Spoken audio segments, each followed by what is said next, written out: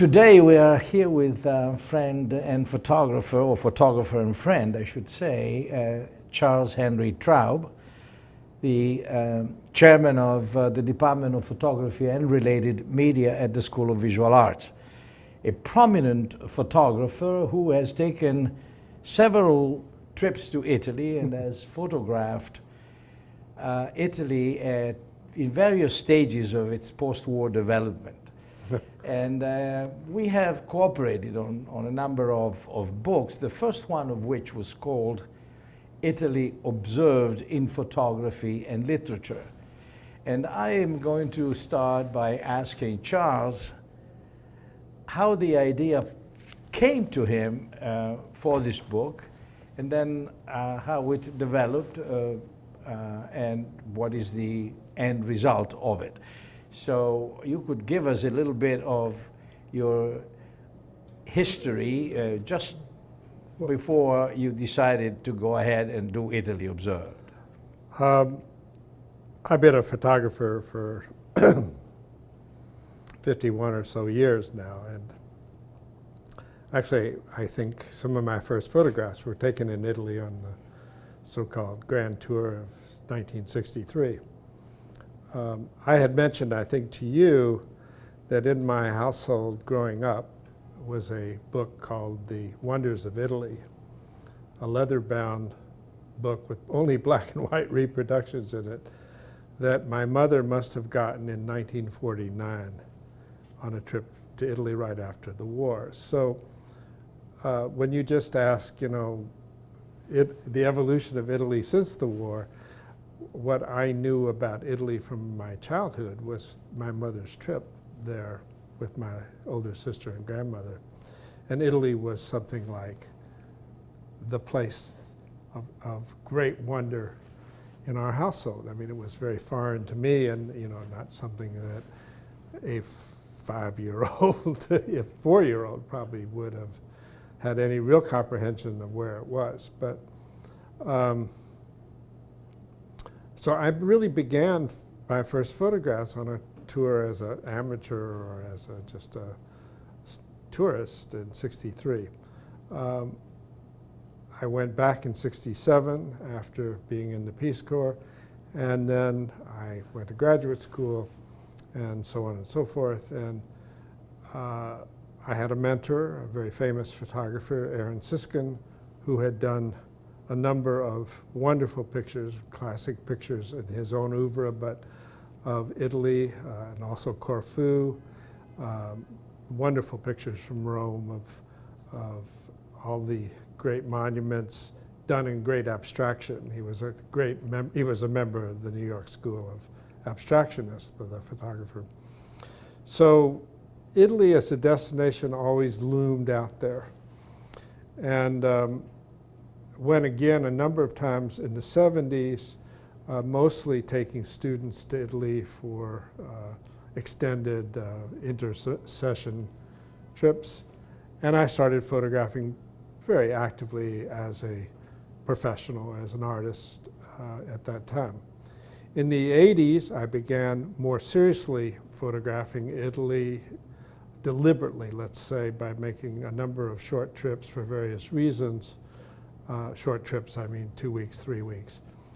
I've never lived in Italy, to my chagrin. And I worked in color.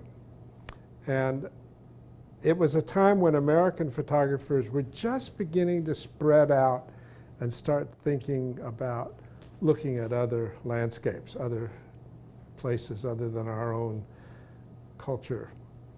And I got to know some Italian photographers in the course of these numerous smaller trips. Photographers who I imagine were totally unknown here at the time. Were totally unknown. Such as who? Luigi Ballerini, Olivia Barberi, any number of people who are now part of a kind of established canon of 20th century photography. Right. Luigi Ballerini became a very good friend, and in fact, I gave him his first major show here in this country. Yes, because I forgot to mention the fact that you were also I was director of a very famous gallery called the Light Gallery. Right? That's correct. And after a while, I started accumulating my own photographs, and I was looking at photographs of some other Americans as well who had done serious work in Italy.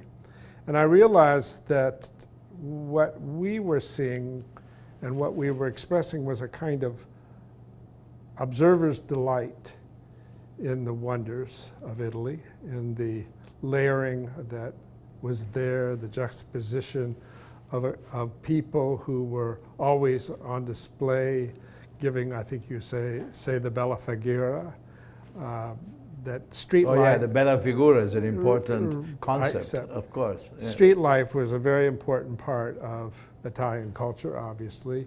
In fact, not as much so anywhere else in America, but New York and maybe Chicago. And it fascinated me. I wanted to always be in New York, by the way, because of the street life. I don't call myself a street photographer. I don't like that term. It doesn't mean anything. Well, we'll talk about that We'll later, talk about it later. if you don't mind, because I'm partly responsible for that label. So right. No, many people use that label. And I thought, well, I'm meeting a number of Italian photographers, and they're much more sardonic about what they see and interpret. Of course, that makes sense. Their lives are not that of a casual visitor coming to just view whatever he or she wants, but rather they live the life of an Italian, Italian who has to deal with all the subtleties of everyday life, which the casual traveler or even the artist on sabbatical doesn't really have to deal with. And so there's much more realism in Italian photography than in the English-speaking language photographers. So when did the idea of getting together Italian photographers and American photographers in one book come to you? Because I realized that came about 86, 87, I think. 86, I would guess. I realized that very little had been done on Italian photographers. I mean, the cognoscenti of in the photo art world knew nothing about photography in Italy, very little at any rate. And I realized that this dichotomy existed, and I thought, well, wouldn't this be wonderful to do a big book and hopefully an exhibition, which I had proposed to ICP. It never came about for many other reasons. ICP being the International Center of Photography, where we really, looked at how the other is seen by us and how the other sees themselves, right. Being Italy the subject, because there were many great photographers in Italy. In the course of collecting pictures and thinking about this difference, I realized there was something I was missing and didn't really know enough about, that likely the view of the English-speaking traveler came from the literature of the 19th century from writers, American and English writers, who did the grand tour in the 19th century and chronicled their journeys. You know more about this, of course, than I do, which is the reason at 8 o'clock one morning after a very early dentist appointment, I happened to be walking about on University Place in New York, where NYU is, and I saw Department of Romance Languages. And I said, I bet there's somebody here who knows something about this. Yes. So on the chance, I thought I'll go in, I'll look and see if I can find a secretary or somebody. And I knocked on the door, and there you appeared. Quite gruff, by the way. Yes. Not particularly inviting. It kind of, I must have disrupted you in some way, and you could explain that part. And I said, is there anybody here who knows anything about Italian literature and, that I might connect with? And you looked at me, well, what is it you want? And in about 5 minutes, I somehow managed to blurt it out. And Luigi Ballerini and I have had a over 40-year relationship ever since. That's right, yes. So close friendship. It turned out we knew some people in common. He loved the idea. And then we spent, I guess, 2 years collecting literature Right. and photographs to try to figure out what this dichotomy was. I think it's up to you, actually, to sort of explain yes, that. in a sense, Yeah. what was added to the original idea was the fact that the American photographers photographed very specific Italian objects and shapes.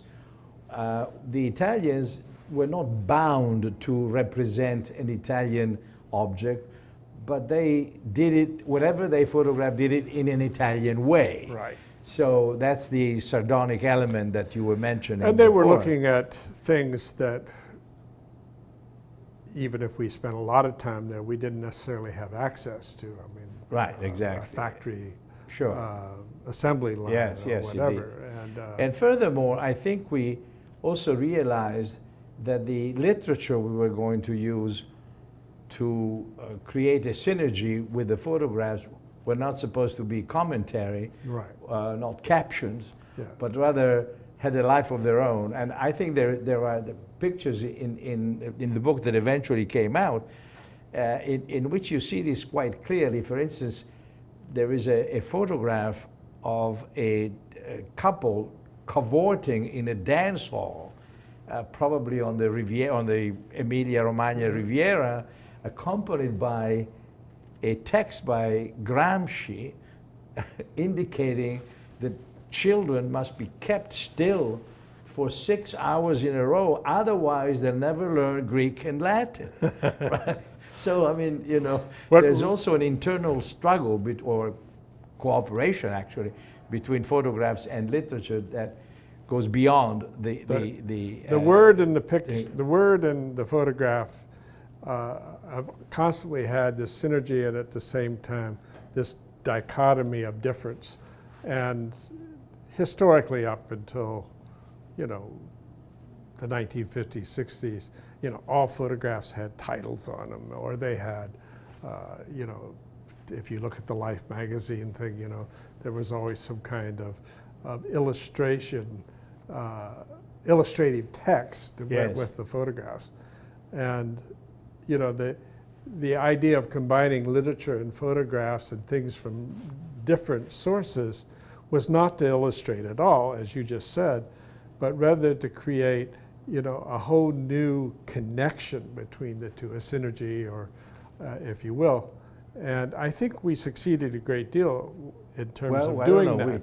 The book is out of print. Right. The book is out of print. Some success. And in fact, it was very well received, and it constantly gets referenced in the photographic histories. And I think one of the important things just to say is most of the Italian photographers, and some who are very much a part of the established Italian canon of the late 20th century, were not known here. And this was their first exposure to an American audience at any rate. And so it's sort of seminal book, if you will. But now to come more specifically to your photographs, I mean, this is the work of an anthologist and of a collector of photographs, but you seem to be focusing on Italian landscapes, spiritual and material, particularly in the 80s. Am I correct? That's correct. Yeah, because from that book, the Italy Observed, in fact, was published in the 80s. It came out in 88. 88, okay. And it does have a number of my own photographs in it, as well as many famous American and English photographers and but then Italians. When you published a book completely devoted to Italy, which you call La Dolce Via, you have it right there.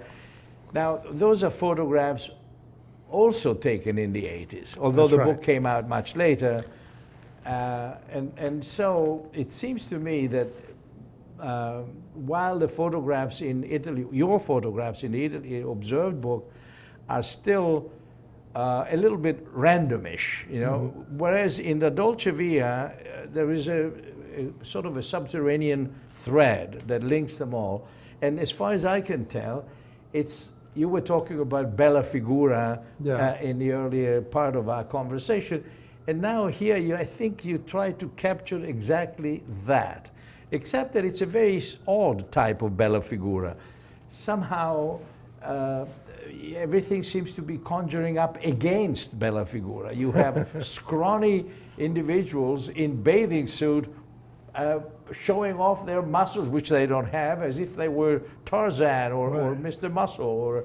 And in the back, there's perhaps a wonderful architectural structure. Let's see if I can find that picture. There are many examples of people really showing what they have and showing even what they don't have, which is very, very dear and charming. And then, of course, you also, I think you have a propensity in that book to show numerical configuration. Somehow, this perhaps is more evident in another book that you and I cooperated on, which is a series of photographs in which there's one single individual, then photographs with two individuals, and photographs with 3, 4, multitude, etc. But here too, there are two girls with beautiful hairdos. There are men with the same type of shirt, etc., etc. Right. That's a very. That's the picture trend, he was referring to earlier. Yeah, exactly. I mean, look at that. Look at this. This is the anyone else would be ashamed, but we are proud of it instead.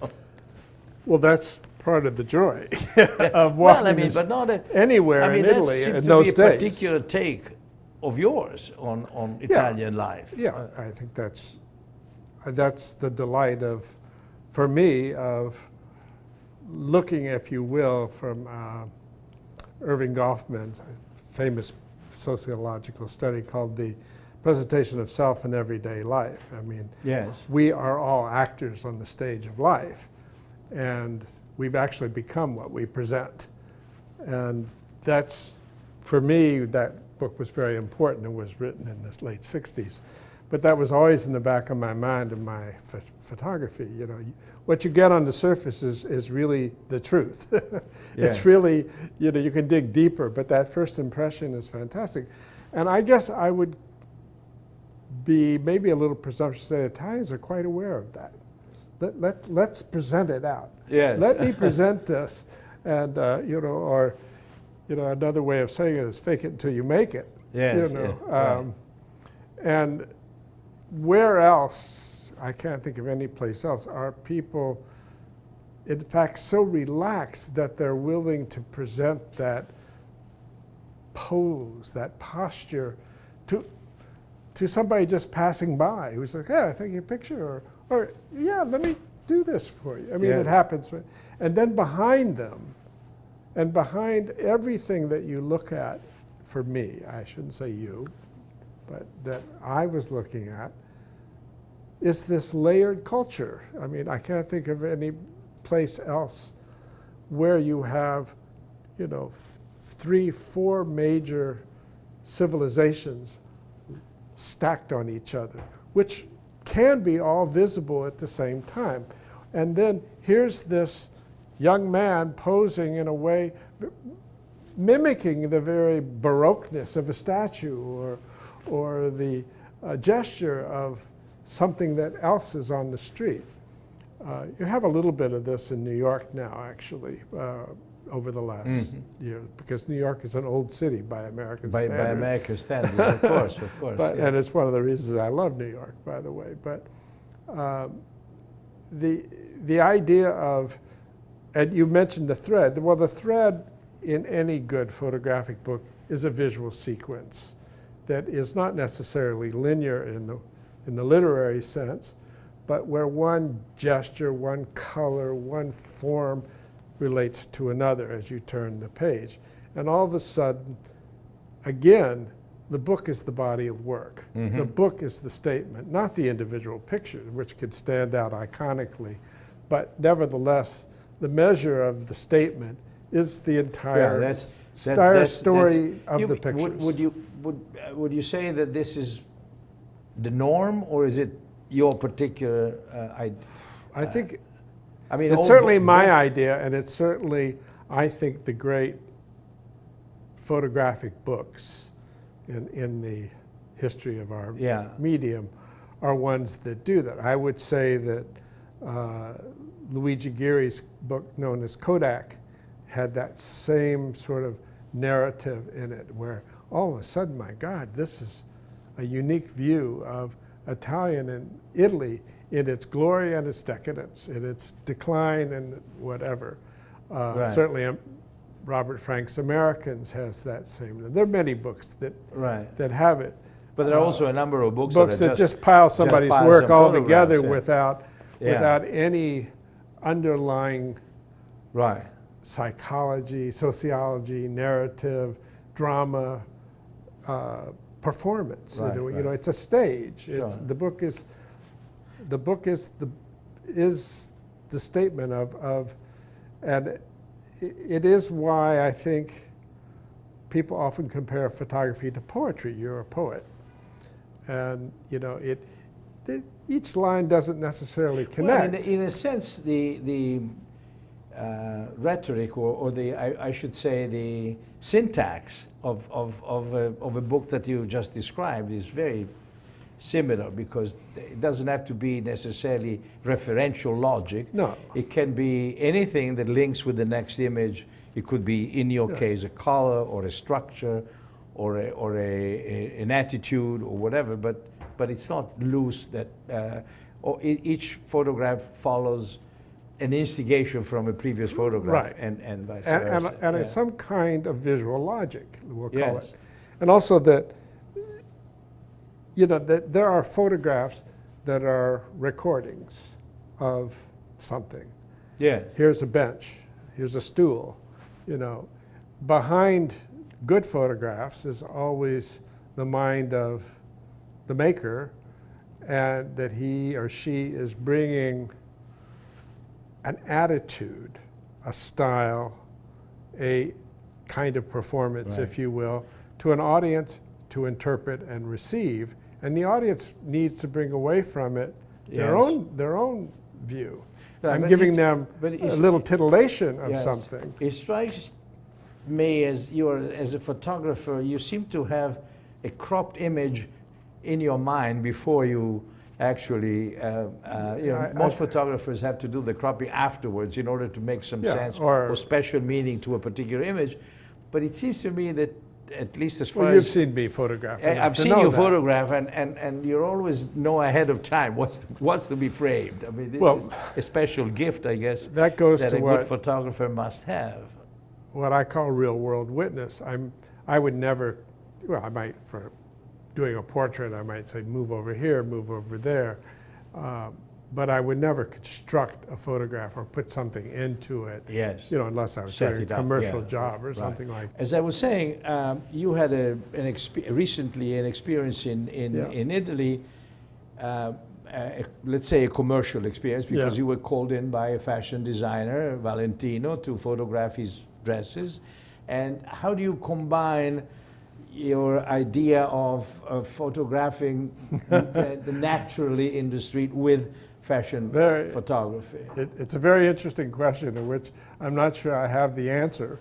The answer lies in the pictures I made. Pier Paolo Piccoli, Piccioli, sorry. Okay. Luigi well knows that I have never mastered the Italian language, or any language for that matter. But you're doing fine Piccioli, with English. Apparently knew my work and was very enamored of this book, Dolce Via. And he asked me to come to Rome for a week and photograph in my style, which would be this, models and clothing that Valentino designed. Very high-end things, very glamorous, you know, dresses that would be worn to the Met Ball almost. They would be, actually.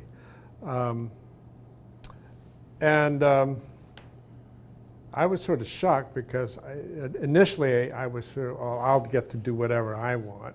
And of course, most of the time was taken dressing, undressing, styling women, and very, very beautiful, and some very famous models, actually, and famous Italian actress.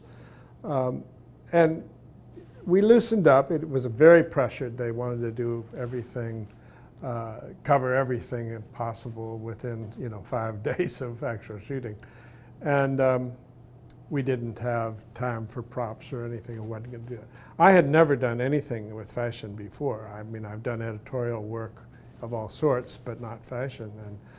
And it was very, very exciting because, we would be going down the Via Corso with this woman in a long train of a dress, or, at the Spanish Steps, and people would be watching, hey, look at that woman, I know, oh, that's Valentino, blah, blah, blah, and the photographer, what are you doing here? And we were standing, we got the crowds, we did a lot of things. They, of course, edited. It was for a magazine called A Magazine Curated By. Piccioli was asked to curate the whole magazine. It's a magazine that picks fashion people or that kind of world, design people, to just take over the whole magazine. And so it was a lot of fun to do. We had one interesting thing. He had an aunt who was a nun, and she brought 4 sisters with her, and he put Valentino handbags, which is, of course, their big seller. Right. And we walked, all through central Rome, while they're eating ice creams, and they all had the same handbag on. It was really quite wonderful.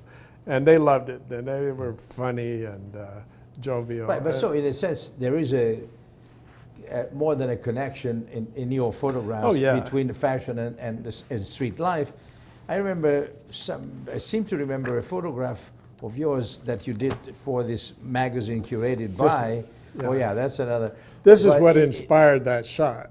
Yes, in which you have a beautiful girl with an enormously rich dress, and then there are some people, probably tourists, with swollen feet next to them. I mean, right, yeah, it's a wonderful picture, actually. Yes, exactly. I mean, so they're sitting by a fountain across the river in Trastevere, and this woman is incredible dress. I mean, tens of thousands of dollars for the, and then there's all these, I guess, I don't know where those tourists were from, but they were pretty heavy set. Right, exactly. Sprawled out, exhausted like this, and they, swollen ankles and rubbing, and half of their bodies exposed. It was a very hot day, and it somehow worked. The juxtaposition was the same kind of juxtaposition that one often sees in the time that I was photographing. I just want to point out something else. I've always, this is the last picture in Dolce Via, this wonderful man sitting in a blue suit, which you would never see today. You don't see it too much in Italy anymore. You never see it here, with his cane. I don't suspect that he was a wealthy man. I think he was just out nuts. He dressed up like that every day to sit on the stool. Yes, of course. And I often muse, well, one day I'm going to be able to do that myself. Okay. And I'm probably that age at this point. I bring that up because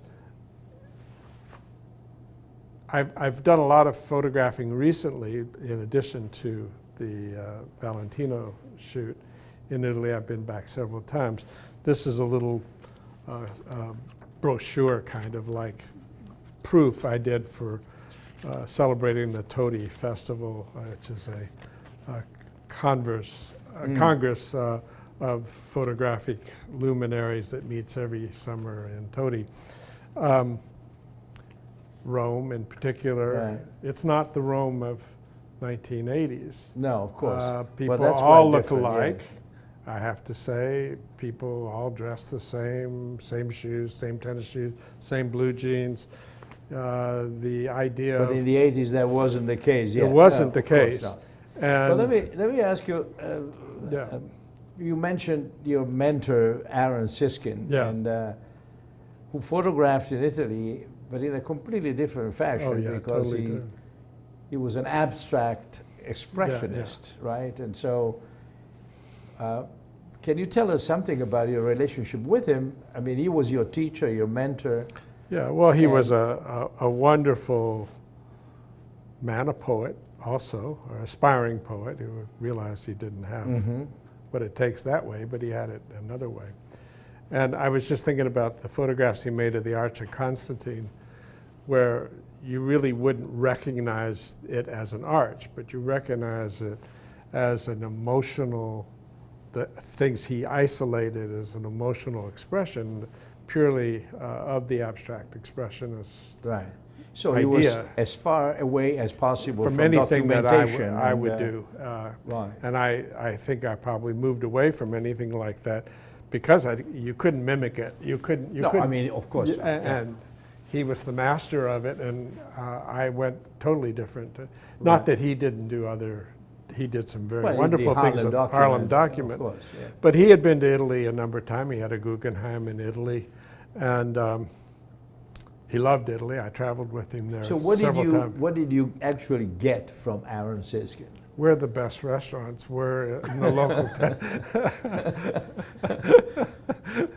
Honestly, honestly, what I got, and I think all of his students who adored him, though I became very close to him, it was an attitude about how to work, about an attitude of, approaching as openly as possible whatever you're photographing, whether it be people or the carving on an arch, to embrace it and internalize it in whatever way you can through the camera, to find out, and this is a famous expression, to find out what it can say. What could I say with a photograph about this experience, about this look? You said earlier that, I always had a kind of, went right for what I'd already pre-framed. And I think that's true. I don't, I see it and then I photograph it. Maybe I move a little bit. And over the years, I've become very practiced at that. I mean, that's what I do. That I can witness because sometimes you and I take walks and you see things. I look at the same thing and I don't see the same thing. And it can be distracting to someone you're walking with, but I'm looking all the time. It's true. It's very difficult to have a conversation with you because you're always looking elsewhere. And I'm probably I have one attention deficit. To ask, since you said you moved away from the abstract notion of a photograph that Aaron had, and so myself included, but a number of people have called you a street photographer. Yeah. And I know we already mentioned this, but I'd like to go over it once again. I, in fact, even used that in the title of an essay I wrote on you, but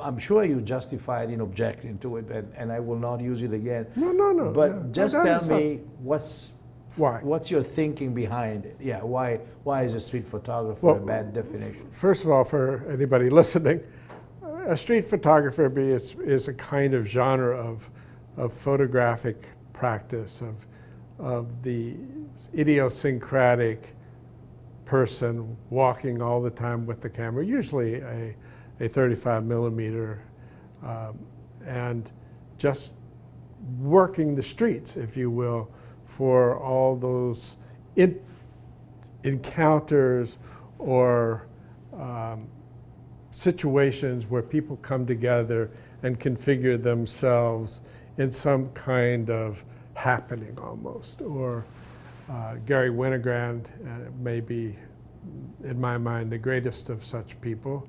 There are others like William Klein and many others of my generation. And even in the 80s, you used to walk up and down Fifth Avenue. On a Saturday, there would be almost every famous street photographer around out there photographing each other. Right. And I certainly was very influenced by that school of thought.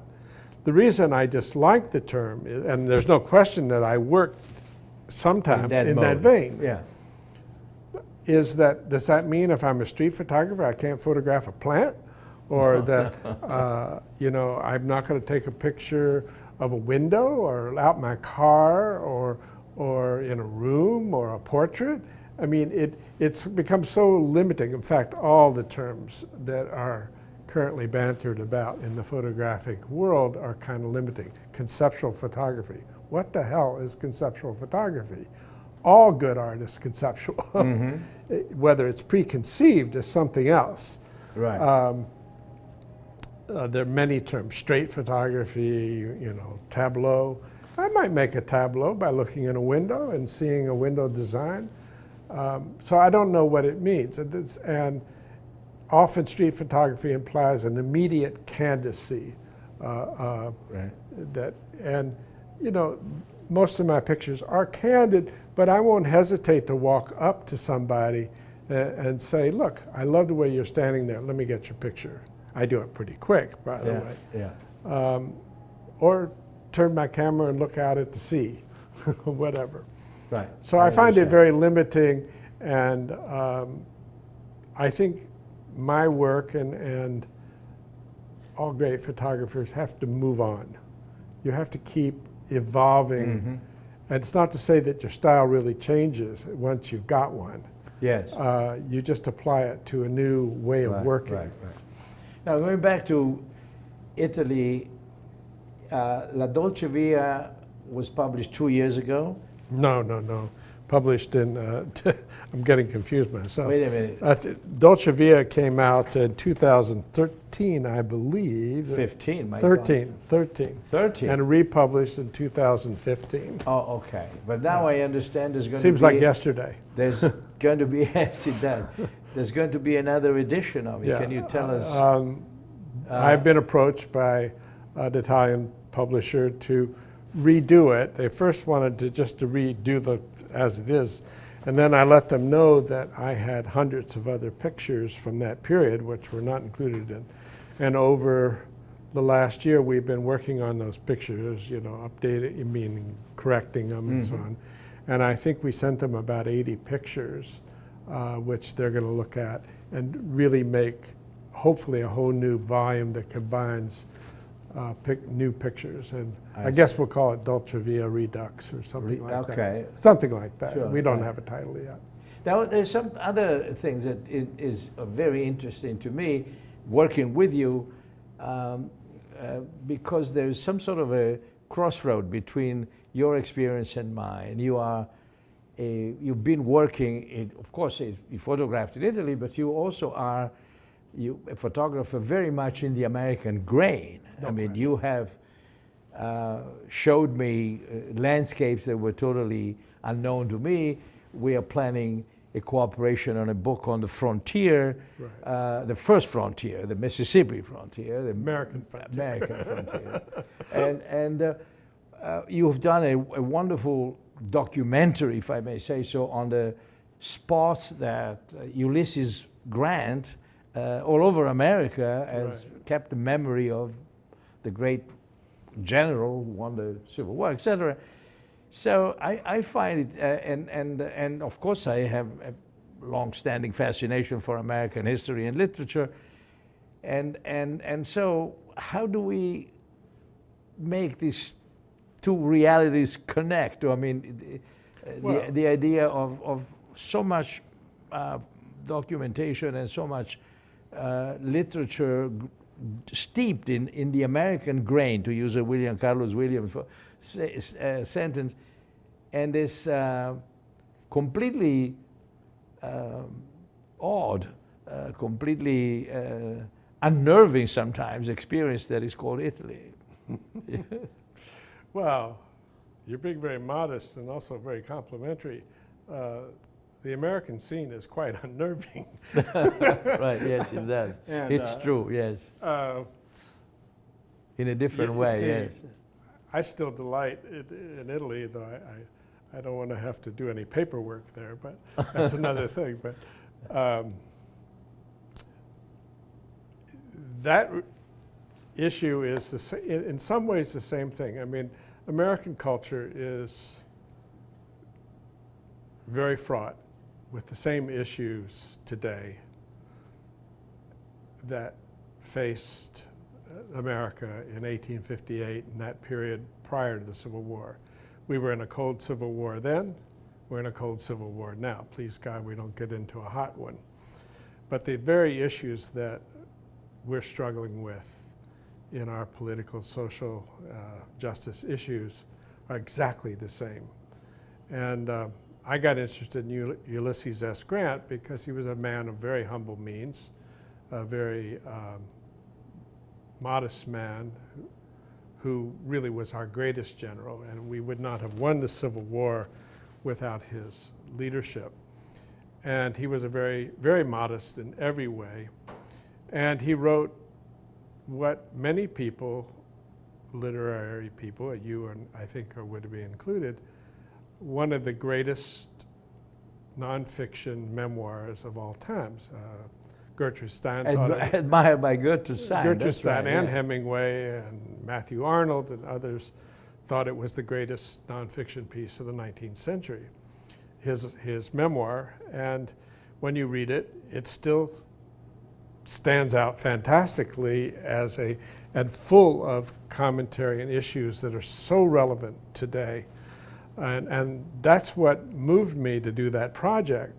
So this idea of working with word and picture, which we did, I must say that I did probably too early in the culture, a iBook with the photographs, text, graphically beautifully designed, and voice reading by Luigi's son, Luigi Ballerini, who is probably the foremost reader of audio books around, who narrated Grant's memoirs.